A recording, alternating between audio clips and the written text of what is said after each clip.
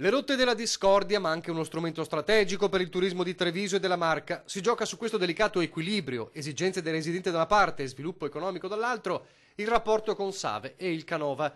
Con Casugana ha i ferri corti da tempo sulle nuove rotte, ma secondo la regione è un errore cruciale. Io credo che l'amministrazione di Treviso avrebbe dovuto in questi anni aprire un dialogo con l'aeroporto e anche con i paesi confinanti, penso a Quinto di Treviso, perché il tema è quello di cercare di tenere questo servizio venendo incontro anche alle esigenze dei cittadini, quindi questo penso in termini per esempio di numero dei voli e di sviluppo dell'aeroporto. Le due cose sono compatibili. E secondo Caner c'è un peccato originale a monte. Ritengo che non sia stata lungimirante la scelta di vendere le quote della città di Treviso all'interno dell'aeroporto. Io capisco che con questo si incamerano parecchi milioni di euro, ma si perde quella che è il ruolo strategico che la città aveva sull'aeroporto che, ripeto, non è essenziale soltanto per la città di Treviso, ma per l'intero territorio trevigiano. Per questo bisogna lavorare anche a progetti che garantiscano maggiore fruibilità. Incentivati tutti quelli che possono essere